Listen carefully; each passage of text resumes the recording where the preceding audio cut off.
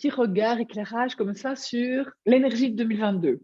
Okay, puisqu'on est dans ce nouveau champ de création avec de nouveau une convention qui dit qu'il y a un début, un milieu, une fin à une année.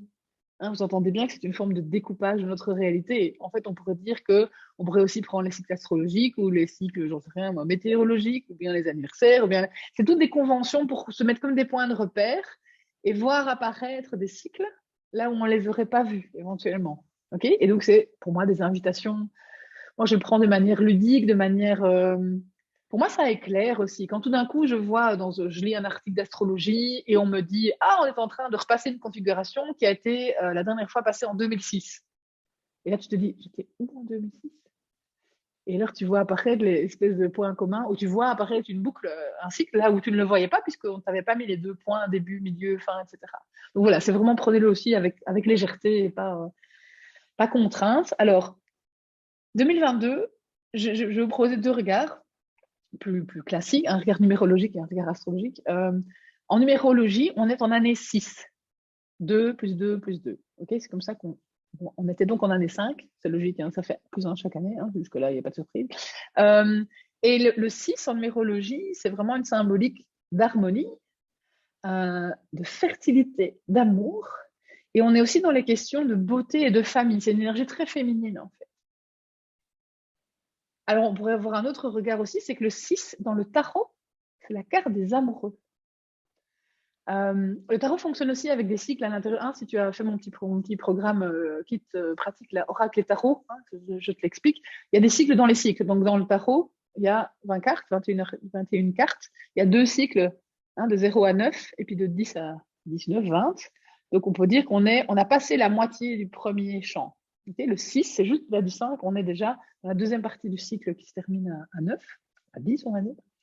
Et les amoureux, c'est la question des relations, des émotions. Jusque-là, le titre de la carte le laissait un petit peu penser. C'est aussi du coup un peu en extension l'action de la rencontre, être rencontré, mais aussi la notion de l'expression. Donc, exprimer qui tu es et te laisser rencontrer, aller à la rencontre d'eux.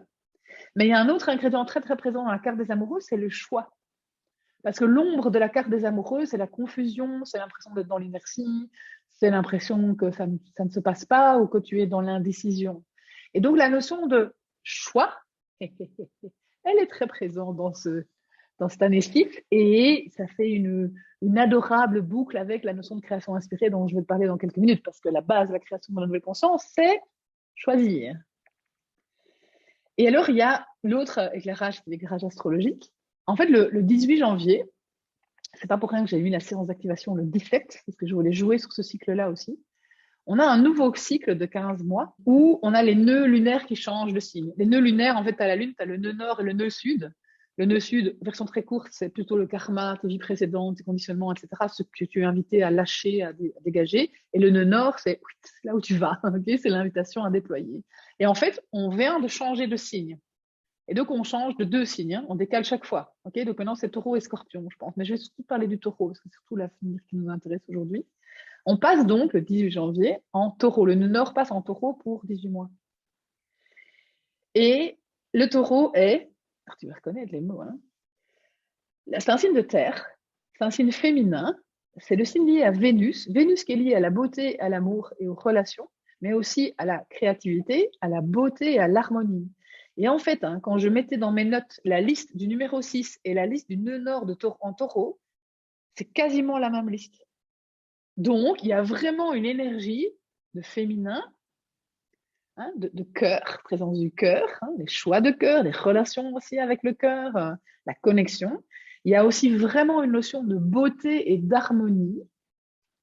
Et on est dans de la matière aussi. Okay, taureau, c'est un signe de terre.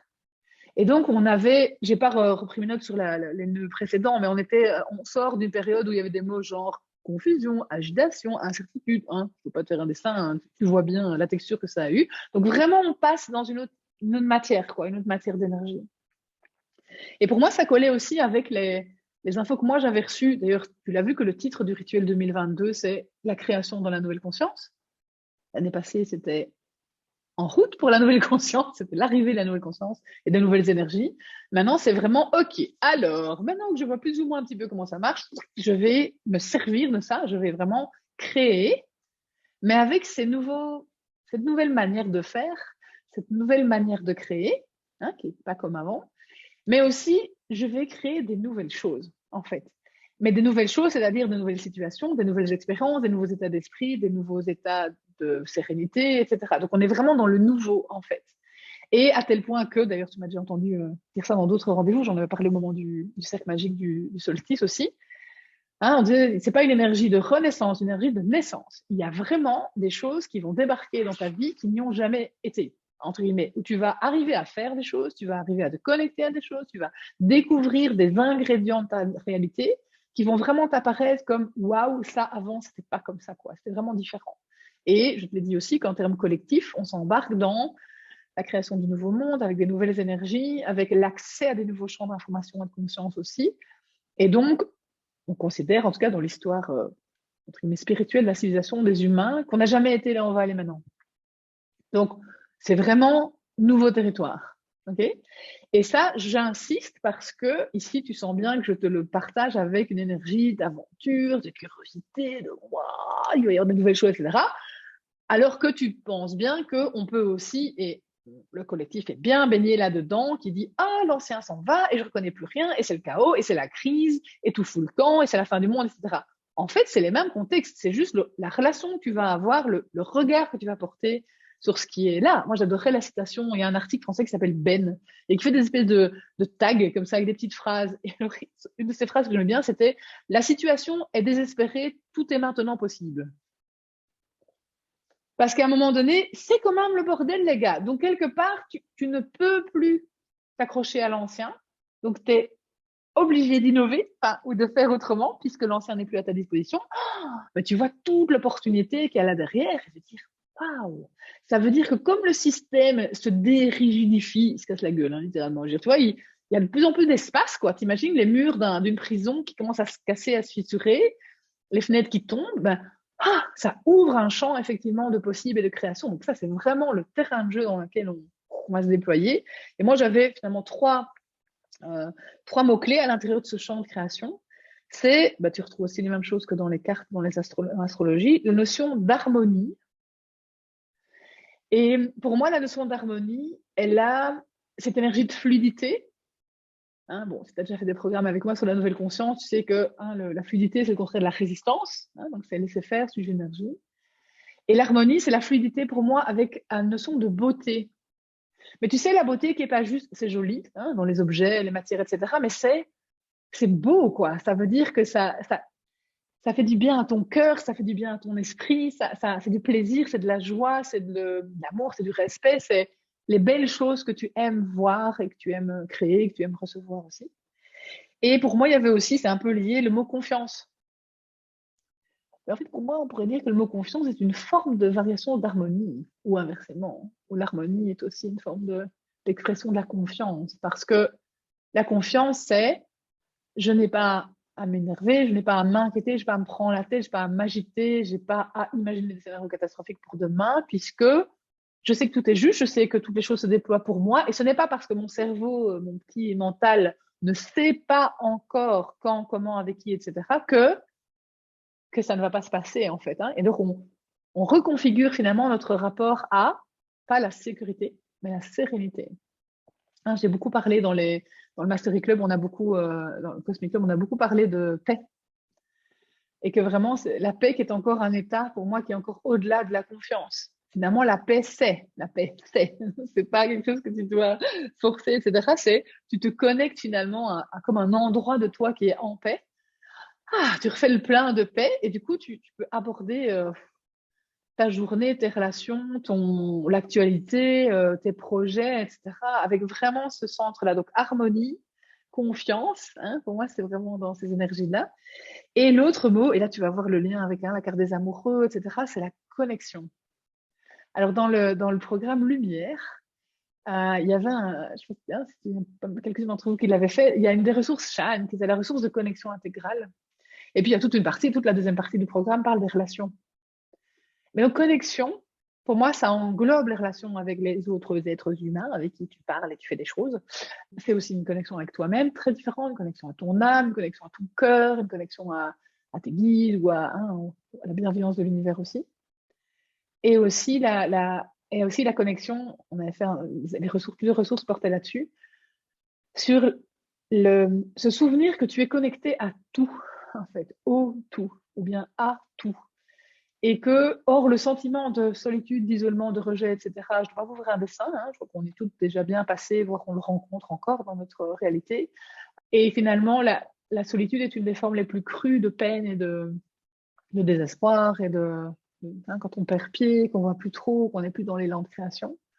Et donc la connexion à toi, à l'univers, à la nature, aux autres êtres humains, aux autres apporteurs de lumière, même s'ils sont aux quatre coins du monde et que tu ne les connais pas parce que tu ne les as jamais vus sur Zoom ou que tu ne les as jamais vus en vrai. C'est ce souvenir qu'on est tous partis comme ça d'une grande orchestration ensemble. Et voilà. En tout cas, j'adore, ça me fait vraiment du bien, mais dans le sens vraiment, ça me fait chaud au cœur, ça me donne de la joie, et de l'amour et de l'expansion. Et dans la matière, puisqu'on parle aussi de création dans la matière, ça va vraiment être de plus en plus la condition, quasiment. C'est de co-créer, donc de se mettre en rencontre. Et là, tu vois le lien avec le 6, avec la carte des amoureux. Exprime-toi, exprime qui tu es pour te laisser rencontrer et aller à la rencontre des autres aussi et de créer des vraies connexions, des vraies rencontres. Et qu'elles durent 4 minutes ou 50 ans, c'est pas grave, ok? Tous les ce feeling-là, cette vibe-là, de créer de la connexion.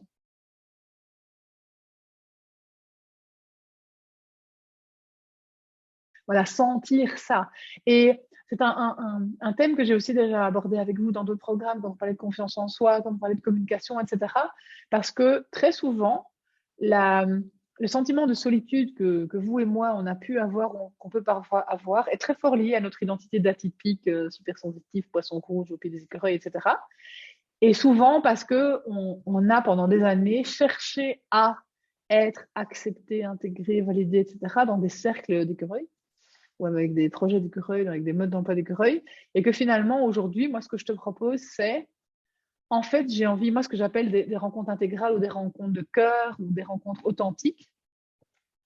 Et en lâchant les formats classiques, c'est-à-dire les rencontres de cœur, c'est pas nécessairement un amoureux ou une amoureuse, ok, ou ta meilleure amie pour les 25 prochaines années que tu vas voir toutes les semaines, vous allez manger ensemble, ça.